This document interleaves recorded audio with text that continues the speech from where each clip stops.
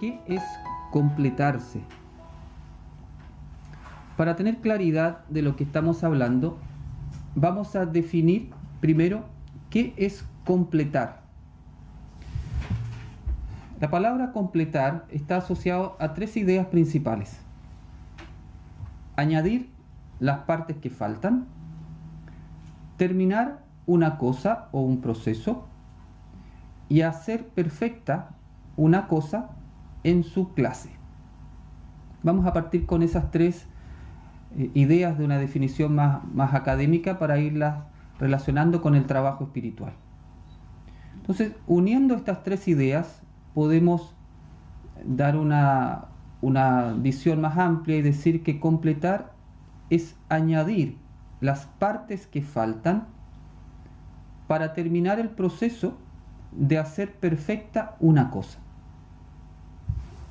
Si aplicamos esta definición al camino nazareno cabalista, diremos que completarse es añadir las partes que nos faltan para terminar el proceso de identificarnos nuestra conciencia con la conciencia de Yeshua.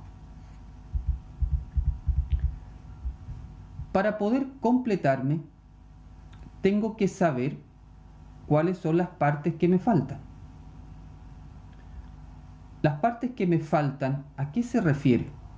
¿Cierto? Porque no estamos hablando de que me falta una parte física. Se refiere a las cualidades que me falta desarrollar para que mi conciencia sea similar, esté en sintonía con la conciencia de Yeshua. Y vamos a entrar en un concepto que es muy bonito, porque esto se llama en la Kabbalah hacer la corrección del alma, en hebreo tikkun. Esta corrección del alma se refiere a transformar mis defectos en virtudes. Entonces, la corrección del alma, cuando dice la Kabbalah que cada persona viene a este mundo a hacer una corrección de su alma, no es otra cosa que una alquimia interior en la cual va transmutando desde un estado de defecto a un estado de virtud. Ahora, todos nosotros somos diferentes en el sentido que cada uno tiene que hacer su corrección. Unos van a tener unos defectos, otros defectos, unas virtudes, otras virtudes. Entonces, por eso es tan importante que cada uno pueda ver qué es lo que necesita trabajar. Para saber qué partes me faltan, debo tener un buen conocimiento de mí mismo. Esto se logra con un ejercicio espiritual que se llama la autoobservación y que lo sugiero que lo podamos comenzar a hacer desde hoy. Se refiere a dedicar un tiempo diariamente, pueden ser unos 10 minutos, por ejemplo, al terminar el día, a tomar conciencia de tus acciones. ¿Y por qué reaccionaste así? Tanto en lo positivo como en lo negativo. Entonces, desde que uno se levanta, va repasando el día, entonces va haciendo, pone como en modo rápido su día, va pasando, y en aquellas circunstancias en que uno ve que actuó muy virtuoso o que actuó muy defectuoso, poder observar con un poco más de detalle y ver qué es lo que estaba pasando en mi conciencia en ese momento. ¿Qué es lo que la persona hizo o dijo que yo respondí de esa forma? De manera de empezar a ser cada vez más consciente, en el caso de cuando uno está mirando o tratando de descubrir sus defectos, tratar de descubrir lo más consciente posible qué es lo que gatilla dentro de mí la aparición o la manifestación de ese rasgo negativo o ese defecto de conducta. Entonces, este es el ejercicio espiritual de la autoobservación. Se puede ir registrando la idea principal de su autoobservación en su cuaderno de camino. Entonces, por ejemplo, si peleaste con alguien, darse cuenta cuál fue el factor preciso que gatilló esa rabia y esa respuesta del ego. O por ejemplo, si uno está muy peleado con alguien, no quiere perdonar a esa persona, darse cuenta por qué. ¿Qué es lo que uno se dice interiormente que bloquea eso? Y cuando uno ya registra lo del día, comparar esas decisiones con Yeshua. Entonces, tomar conciencia si en mi decisión fui influenciado por el ego, en el caso de actuar defectuoso, o si fui influenciado por Yeshua y cómo se manifestó esa influencia.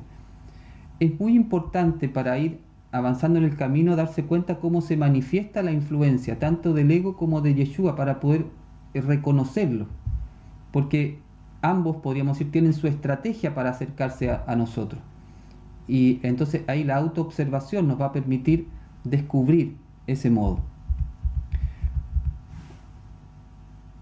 Hago una observación, no se trata de que uno ande paranoico o perseguido o culpándose por cada cosa errada que uno hace. Solo se trata de un ejercicio para conocerse a uno mismo. No hay que caer en el juicio que uno hace contra sí mismo, un juicio duro, y menos, por supuesto, empezar a culparse o a sentirse indigno o que no sirve para este camino. Eso queda fuera del ejercicio. Entonces, este se basa en una de las principales enseñanzas de la sabiduría cabalística, que es: conócete a ti mismo y conocerás los mundos y a Elohim. Que lo hemos comentado esta frase por lo importante que es. Recordemos que todo ser humano tiene que llegar a ser especialista de una cosa, y eso es de uno mismo. Llegar a ser expertos de uno mismo. Entonces uno puede partir también como diciendo: ¿qué defectos tengo? ¿Tengo algún defecto? Si uno encuentra que no tiene algún defecto, puede preguntarle a alguien. La mejor persona para preguntarle por los defectos es la pareja. Por eso, dentro de los caminos ya iniciáticos más avanzados de la Kabbalah, siempre el testimonio de la pareja de una persona es muy importante para ver si el avance de una persona es real o más bien es imaginario en la mente de la persona. Si no hay una pareja, los hijos, es decir, lo más inmediato. Entonces, si uno encuentra que no tiene ningún defecto, puede preguntarle a su entorno a ver qué opina, qué dice el público. El polo opuesto del defecto es la virtud. Es decir, si encuentro un defecto, encontré una virtud. Esto es muy muy bonito, tiene que ver con una ley que se llama la ley de la polaridad. Entonces, si encuentro un defecto en mí, he encontrado una virtud. Lo que pasa es que aún no está manifestada.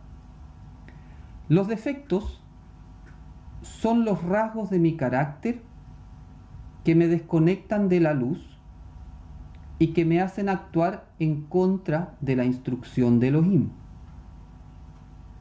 Por ejemplo, Elohim me dice: no adulterarás. Pero a lo mejor yo tengo una tendencia a la infidelidad. Y mi tikkun es desarrollar la fidelidad. Mi tikkun, mi reparación del alma, es poder desarrollar la virtud de la fidelidad. El defecto que manifiesto no es otra cosa que la expresión negativa de la virtud. Dicho de otra manera, el defecto son pocos grados de virtud. O sea, el infiel podría decir: mira, no es que sea infiel, es que soy poco fiel. Ya. Desde el punto de vista de la ley de la polaridad, podría valer incluso. Porque en realidad el que está manifestando en este ejemplo de la fidelidad, el que está manifestando la infidelidad, en el polo opuesto está la fidelidad. Entonces, estando lo más alto aquí al 100% fiel, en la medida que esa persona en el mismo eje va bajando de grados de fidelidad, en algún momento ya entra el defecto y ya se transforma en infiel. Pero en el fondo es el mismo eje, el infiel y el fiel son lo mismo, es el mismo eje. Por eso el que encuentra su defecto también encuentra su virtud, es decir, en ese momento puede empezar a subir, a desarrollar su eje que tiene que trabajar en esta vida. Entonces, ¿qué es lo que hay que hacer cuando uno encuentra su defecto? Ver cuál es su virtud. Entonces, yo anoto mi defecto. Inmediatamente digo, oye, ¿cuál es la virtud? ¿Cuál es el polo positivo de este eje? Y entonces ya también puedo visualizar a dónde voy. Entonces, ¿qué es lo que hace uno? Va subiendo en ese eje.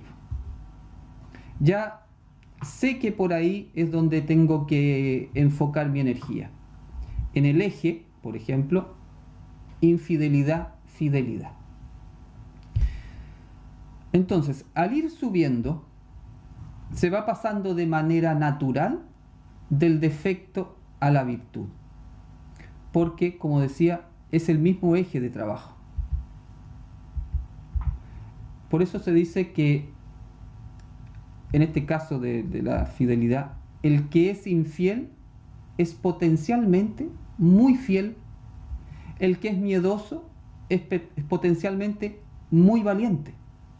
Entonces, eso es muy bonito porque a veces uno, cuando encuentra un defecto, se queda en el defecto. Entonces dice, es que yo soy así, es que yo soy así. Entonces, bueno, es una tremenda carga. ¿Qué es lo que te dice la Cábala? Cuando encuentres un defecto, inmediatamente tú tienes que decir, entonces, si yo soy muy miedoso, en realidad soy muy valiente. Lo que pasa es que mi tikkun, mi reparación del alma, pasa por desarrollar eso. Eso significa que mis defectos me revelan mi potencial. Mis defectos me revelan la corrección que tengo que hacer en esta vida.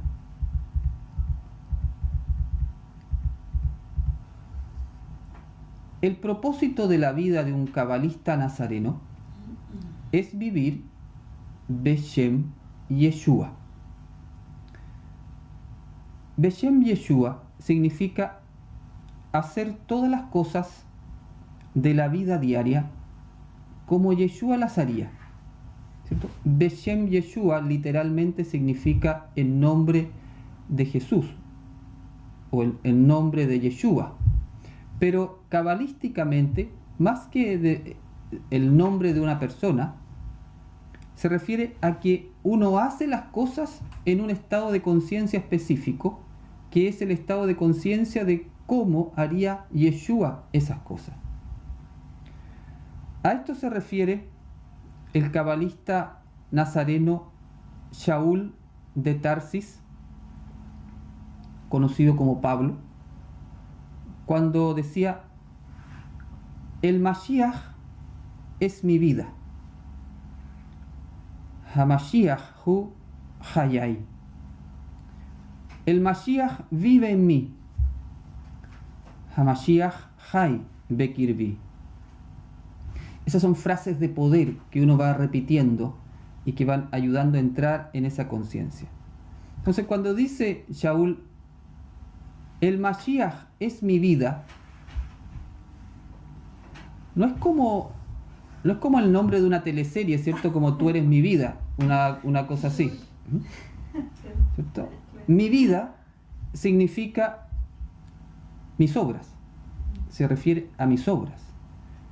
El Mashiach es mi vida, significa el Mashiach son mis obras. Por lo tanto, el texto quiere decir mis acciones son Mashiach. Mis acciones son Mashiach. El Mashiach se revela en mis acciones. No es mi ego el que vive, es Mashiach el que vive en mí. Un nazareno empoderado de esta frase, diría: ¿quieres conocer al Mashiach? Yo te lo voy a mostrar con mis acciones. Ese es como el ideal del nazareno. Poder revelar al Mashiach con sus acciones. Porque si eso ocurre, la consecuencia de eso se llama Malhut, el reino de los cielos. ¿Cómo se logra esto? ¿Qué puedo hacer para completarme y ir pudiendo vivir Beshem Yeshua? Aquí vamos a dar algunas indicaciones muy prácticas. Lo primero, si uno quiere realmente empezar a transformarse, parta por recordar y santificar el Shabbat. Porque ahí está la mayor cantidad de energía de la semana para poder transformar la conciencia. Toda persona que comienza a guardar el Shabbat en espíritu y verdad, cambia su vida material y espiritual. El Shabbat en realidad es uno de las cámaras energéticas más poderosas que hay. Entonces, en términos prácticos, ¿qué se puede hacer? Dedícate todos los Shabbat a estudiar la escritura. Escudriñala, es decir, métete ahí con el nivel 2, el nivel 3 y con los que ya conocen más hebreo, meterse en el Sot.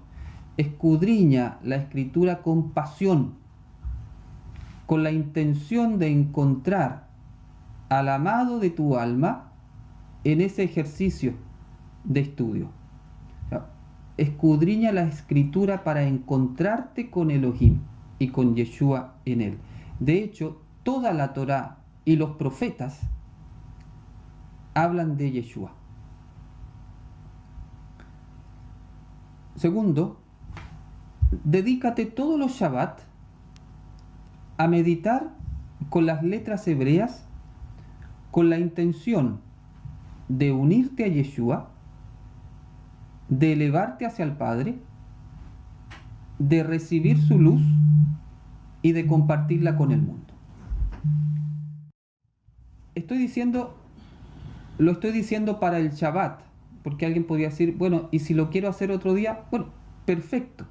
Pero en el plan divino, con que uno lo pudiese hacer eso en Shabbat, y solo en Shabbat, en conciencia, ya con eso tendría mucho para elevarse en la conciencia. 3. Practica este simple ejercicio.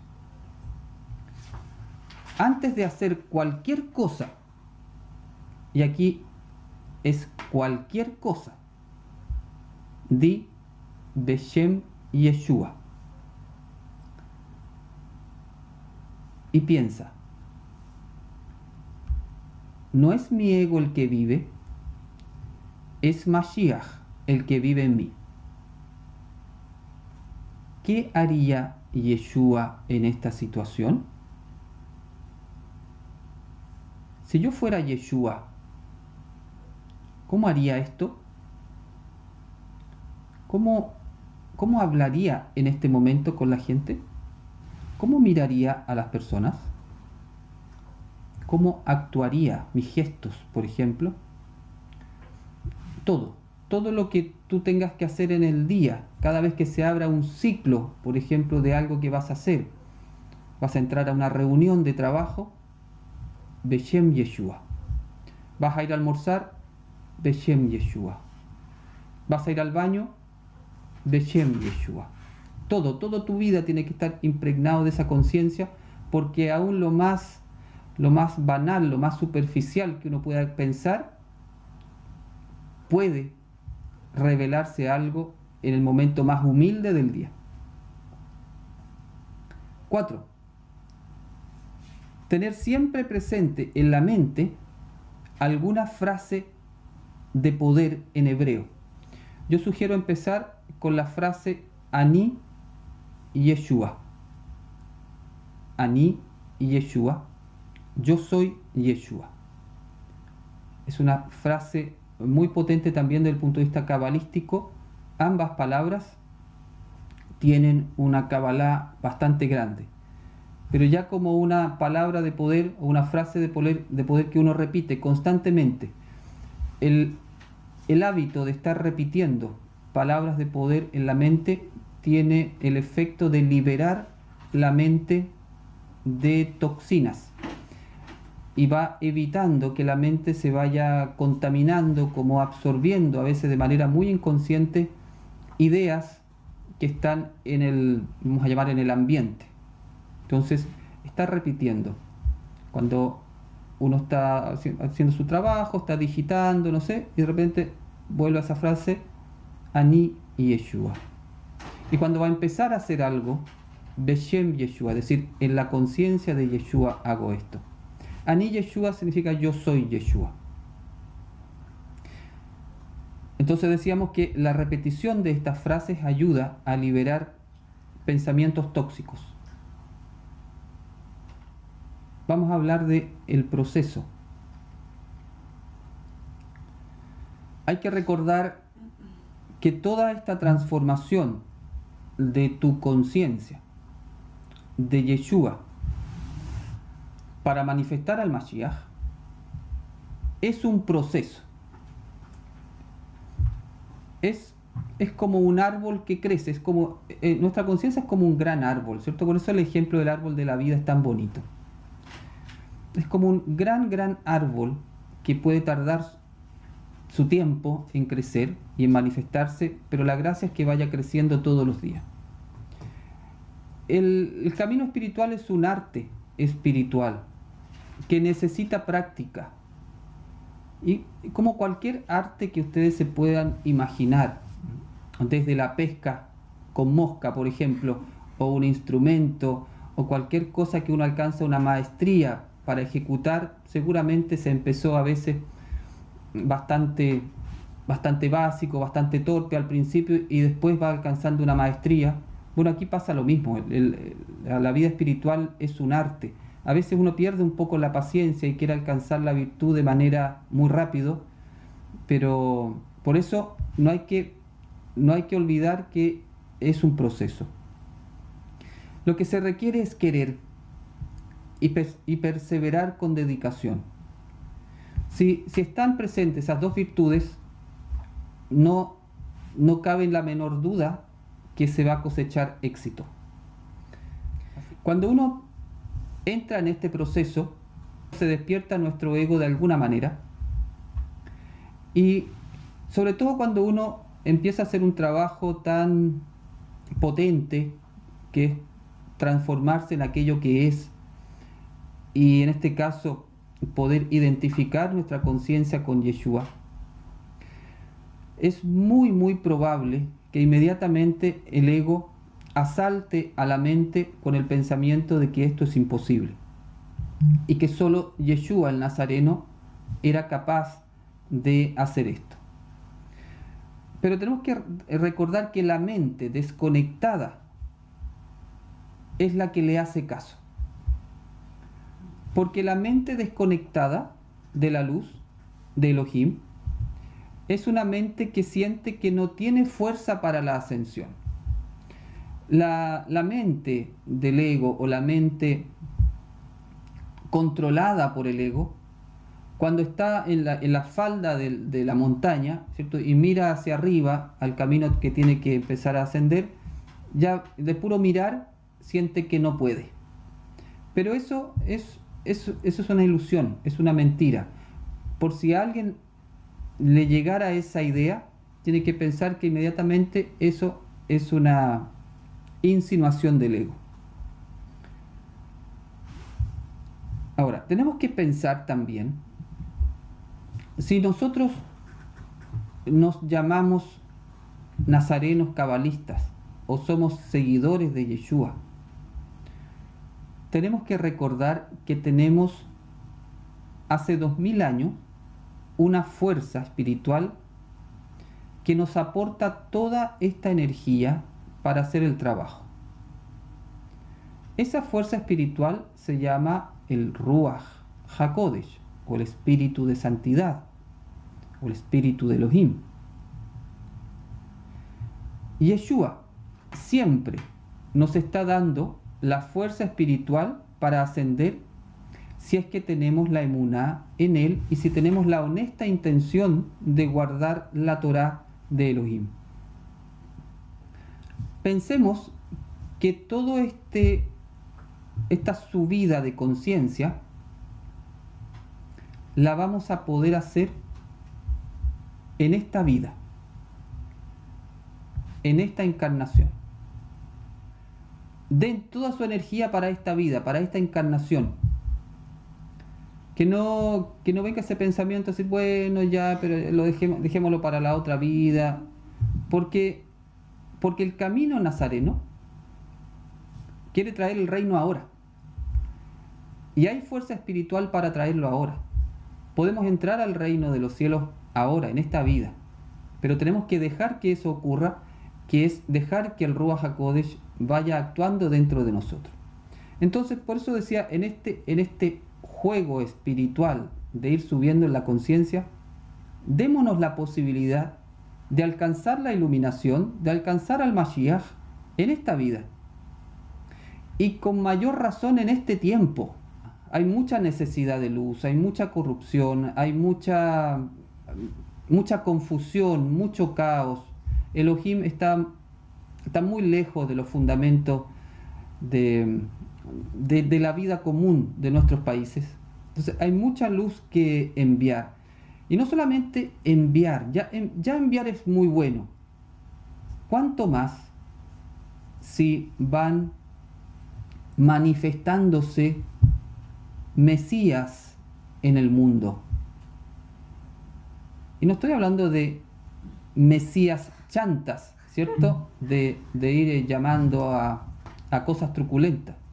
Personas, hombres, mujeres normales que viven su vida normal, pero con tanta conexión con Yeshua, con tanta conexión espiritual que van a empezar a transformar la sociedad. Así como hay un llamado a la revolución molecular, hay que hacer una revolución molecular espiritual. Células nazarenas esparcidas por el mundo. Tú estás en tu trabajo, lo llenas de luz. Tú estás en la universidad, lo llenas de luz. Tú estás acá, lo llenas de luz. Focos de luz permanente. Por eso digo que este trabajo es fundamental para el momento que estamos viviendo. Si no hacemos un trabajo en verdad para manifestar al Mashiach, para traer la luz a través de nuestra forma de vivir, la podemos pasar muy mal. Ya los países la están pasando muy mal. Entonces, cuando uno dice, ¿qué vamos a hacer? Bueno, hay una cosa concreta para hacer. Volver a Elohim, despertar al Mashiach, y eso no hay ningún poder mayor que la luz del Mesías. Entonces, que eso también nos motive en este momento de nuestra historia a hacer este trabajo. Disfrutemos del viaje sin ansiedad, pero con emuná.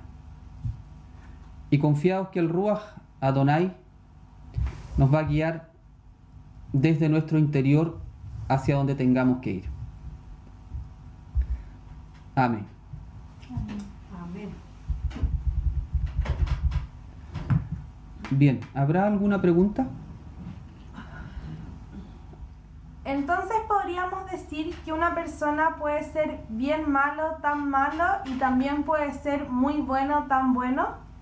Sí, efectivamente. Una persona muy, muy mala es potencialmente muy, muy buena. Por ejemplo, una persona muy adicta a algo, pensemos en un adicto muy que hace todo por lograr aquello de que está adicto, se roba y hace para conseguir la droga y está muy adicto, está muy metido. Ese nivel de adicción, cuando lo subes en el eje y lo orientas hacia la espiritualidad, se transforma en el más santo de los santos, porque se hace adicto de Elohim. Y esa misma pasión que lo movió hacia la droga que lo mataba, esa misma adicción lo va a mover hacia Elohim. En el fondo, todo ese rasgo de personalidad tiene un polo virtuoso. De eso también pende nuestra compasión con nosotros mismos y con el prójimo. Entonces, cuando uno hace su trabajo espiritual, y, por ejemplo, y transforma su mugre en limpieza, su basura en oro, su plomo en oro, va a poder ver al otro de otra forma. Cuando uno descubre que puede transformar su defecto en virtud, empieza a ver el defecto del prójimo de otra manera. Empieza a ver la virtud que hay en el prójimo, pero que todavía no está desarrollada.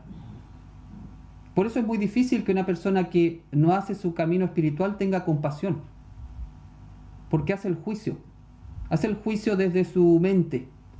Pero toda persona que hace su transformación interior, su alquimia, que sale de su mugre y se transforma en una mente iluminada, no puede olvidar de dónde salió. Entonces eso lo mueve a compasión del prójimo. Entonces sí, aún en el más perdido que uno pueda pensar, está el potencial. Ahora, tiene que ocurrir, por supuesto, que la persona quiera. Si la persona no quiere salir de ahí, bueno, ya no hay nada más que hacer. Pero la ley de la polaridad existe. ¿Los defectos pueden ser desarrollados por traumas? Sí, claro. Pueden ser desarrollados por trauma. Pero el movimiento es el mismo. El tikkun es el mismo. Yo siempre sugiero que si uno no encuentra la causa de su defecto, no importa. No se quede pegado de a dónde vino su defecto. Si lo heredé de aquí, si lo heredé de allá, si es de una vida, si es de otra vida, si me pasó esto, si no me pasó esto. Trabaje hoy desde lo que tiene y vaya subiendo con la fuerza del Mesías, vaya subiendo por su eje. Y eso va a transformar la conciencia.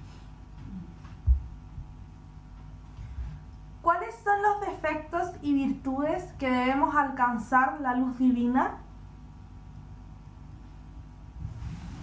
Uno podría en términos generales pensar en los atributos del árbol de la vida. Esos son los atributos, los 10 atributos generales. Pero de esos atributos, cada uno se derivan varios. Y esos varios lo tienes que ir descubriendo cada uno. Por eso decía uno parte por decir, bueno, ¿cuáles son mis defectos? Yo te aconsejo que partas por ahí. ¿Cuáles son mis defectos? Y ese defecto te va a mostrar el atributo hacia dónde tienes que ir, la virtud. Pero en términos generales serían los atributos del árbol de la vida. Dice, eso he escuchado, que cuando tocamos fondo es cuando tenemos más capacidad de elevarnos. Sí, eso es cierto. Pero yo recomendaría no esperar tocar fondo. Pero es cierto lo que dices tú, porque claro, cuando llegas al polo inferior del eje, bueno, ya no puedes seguir bajando, no te queda otra que subir, ¿cierto? El problema es que no te vayas a quedar abajo. Por eso la sugerencia siempre, cuando llega el chispazo de empezar a subir, empezar a hacerlo en ese momento. No dejarse caer más, porque mientras más abajo uno llega, es cierto que puede salir, pero se hace más difícil, porque las corazas de energía negativa que ya van alrededor de nuestra alma se van haciendo cada vez más duras.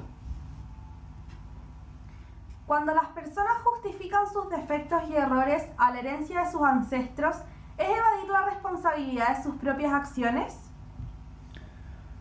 Sí, en general sí. Es cierto que hay una herencia, hay una formación, hay una historia en la vida de cada persona. Como decía Catherine, puede haber generado algunos traumas y eso haber afectado a nuestra mente y generar algunas cosas negativas. Eso es cierto. Pero la verdad es que uno puede trascender todo eso si es que quiere. Entonces, cuando uno no quiere, aparece la justificación. Y lo cierto, entonces termina siendo para esa persona una verdad, debido a que el ego no le permite hacer la opción por su transformación espiritual.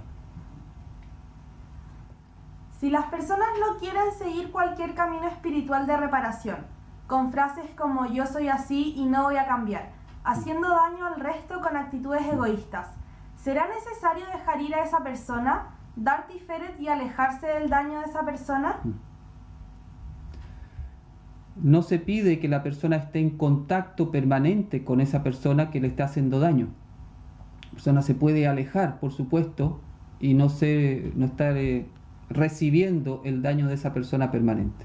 Entonces uno, en ese sentido, puede separarse, distanciarse de esa persona. Pero que eso no signifique que tu corazón se cierra a esa persona.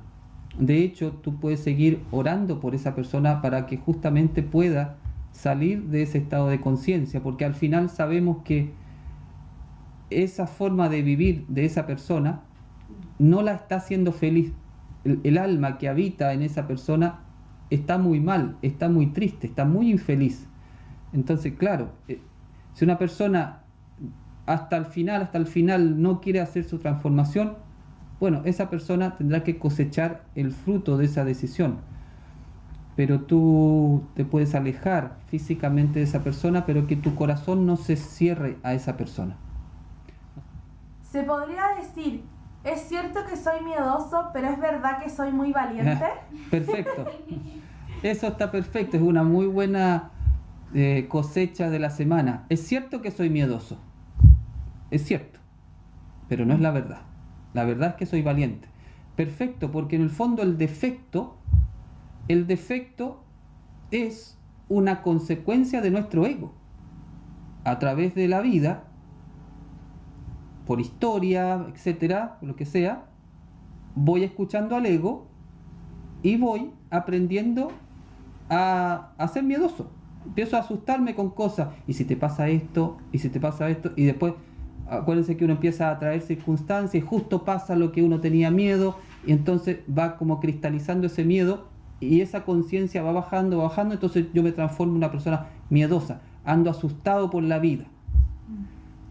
Pero esa no es la verdad, porque la verdad es que Adonai me hizo valiente en la virtud. Entonces es muy buena esa frase, y yo creo que es muy buena para aplicarla en todo. Cuando uno encuentra un defecto, decir, ya, es cierto, pero esa no es mi verdad esencial. Entonces ahí tú agarras fuerza y te vas hacia tu polo virtuoso. Muy bien. ¿Qué sucede si nuestros cercanos, familiares, incluso nuestros padres, están muy en el ego, con muchas clipot, generando daño a los demás? ¿Qué sucede con el mandamiento honrarás a tu padre Sí. y a tu madre?